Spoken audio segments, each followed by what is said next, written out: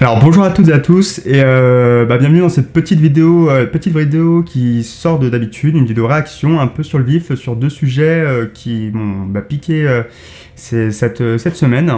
J'ai voulu faire ça il y a quelques temps pour les 100 000 signatures, mais je l'avais pas fait, donc là je vais le faire. Je souhaitais réagir premièrement aux propos tenus par Arnaud Wajdik, directeur de Ouest France en Loire-Atlantique. Ce monsieur qui semble fort sympathique au premier abord a tenu des propos assez négatifs sur la Bretagne. Ce monsieur a répondu à un tweet de Vigibretagne, donc un organisme que je vous ai déjà parlé qui lutte pour l'intégrité de la Bretagne. Donc Vigibretagne a déploré sur son tweet, que je vous affiche là, du 24 juillet, l'absence d'une carte B5 sur le journal pour l'annonce des fêtes bretonnes, alors que là où d'autres journaux montrent des cartes de la Bretagne entière. Le journal mentionné dans le tweet prit la parole par le biais du directeur que je vous ai précédemment nommé. La réponse fut la suivante.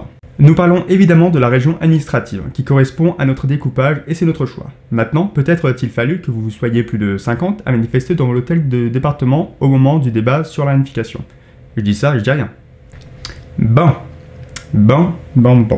Alors, évidemment, suite à cette réponse, plusieurs tweets d'annulation venus de la sphère bretonne. Et effectivement, le tweet semble plein de mépris. Alors, commençons par le début. Nous parlons évidemment de la région administrative qui correspond à notre découpage et c'est notre choix. À partir de là, pourquoi pas? Alors, pourquoi pas, oui, que Ouest France peut se présenter comme un journal étant uniquement dédié à l'administratif. Rien ne les empêche de le faire dans le fond.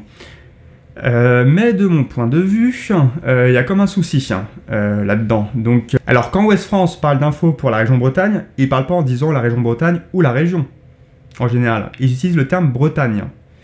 Et le terme Bretagne, les amis, c'est pas similaire à région Bretagne. C'est pas la même chose, faut se le mettre dans le crâne.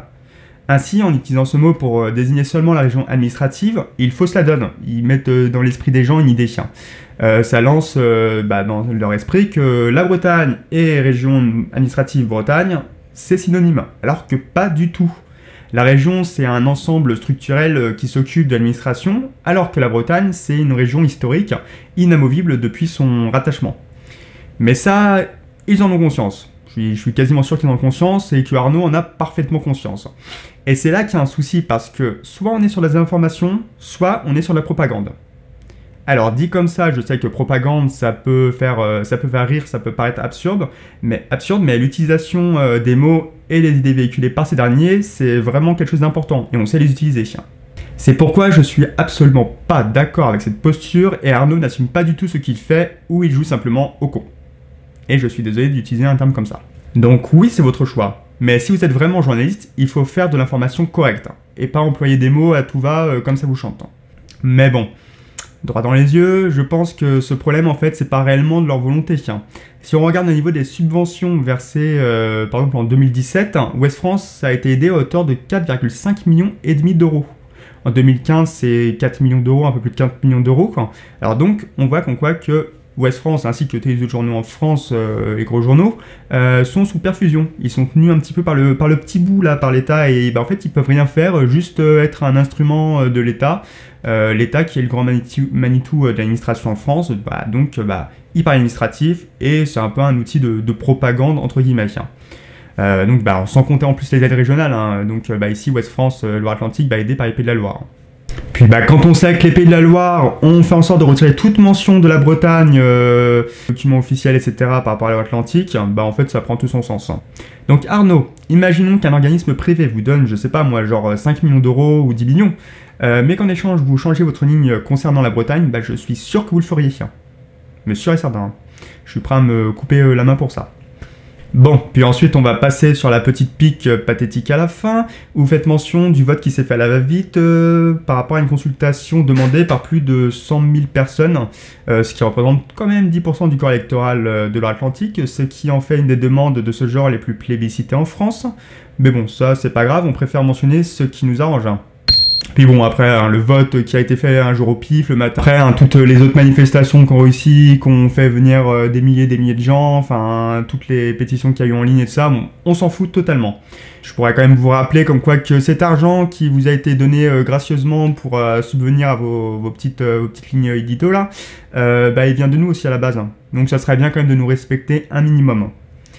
Après, si tout ce que j'ai dit s'avère faux, hein, et c'est possible, hein, parce que j'ai pas la science infuse, et voilà, là c'est de la réaction, n'hésitez pas à me contacter pour qu'on voit, hein, pour faire quelque chose ensemble, pour que vous m'expliquiez un petit peu la ligne de Ouest France par rapport à ça. Ça pourrait être intéressant. Mais là, pour l'instant, en tout cas, de ce qu'on voit et ce que beaucoup de gens voient, j'ai pas l'impression d'avoir tort.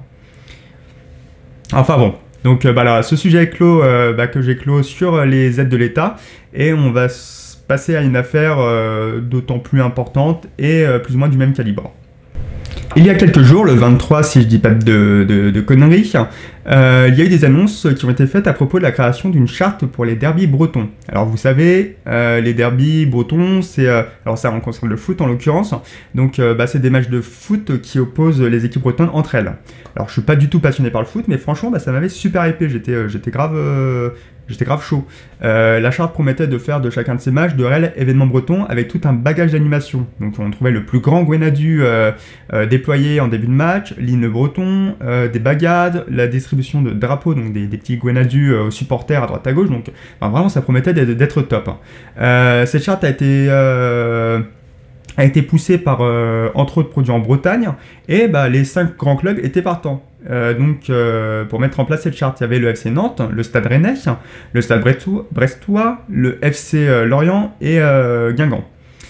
Cependant, d'après vous, qu'est-ce qui s'est passé ? Lors de la signature, Nantes n'est pas venu. Au dernier moment, décommandé au dernier moment, prétextant que les animations, elles n'étaient pas prêtes de leur côté, ils n'avaient pas tout vu. Alors comme le signale France Bleu, ça pourrait plutôt être une décision animée par des raisons politiques. En effet, comme on le sait, la région administrative de la Loire-Atlantique et de Nantes, c'est les Pays de la Loire. C'est là où les Canaries sont. Donc là, moi, je comprends pas, il va falloir m'expliquer. La région n'est qu'une entité chargée d'administratif. Alors c'est quoi le souci pour eux ? Oui, je sais que la région a cherché par le passé, et même actuellement, je pense, à s'inventer une histoire de toute pièce, mais ça marche pas. Et puis c'est pas de leur rôle, bordel. Sous leur administration, on trouve une partie de la Bretagne, et ils sont tenus de respecter cette culture. Il y a une charte signée en 1977, la charte culturelle bretonne, et il serait temps de s'y tenir et de pleinement la respecter. Vous nous dites que la culture bretonne peut pleinement s'épanouir en Pays de la Loire, alors faites de cette parole des actes concrets et arrêtez avec vos conneries de culture et d'histoire ligérienne. Ou alors assumez que cette histoire et cette culture est diverse et pas un. Il serait temps de respecter les citoyens et de faire réellement votre taf. Perso, je pense qu'il faudrait faire des régions historiques réelles en parallèle des régions administratives, parce que faire une région administrative bretonne c'est compliqué, apparemment. Faire des régions historiques réelles qui ont en fait la main sur tout ce qui est culture, histoire, patrimoine, tourisme. Comme ça vraiment on aurait deux choses distinctes et une pour l'administration, même si c'est compliqué. Enfin bon. J'espère quand même que ça va se faire, parce que ça serait vraiment une bonne chose pour Nantes, de reprendre en main son histoire.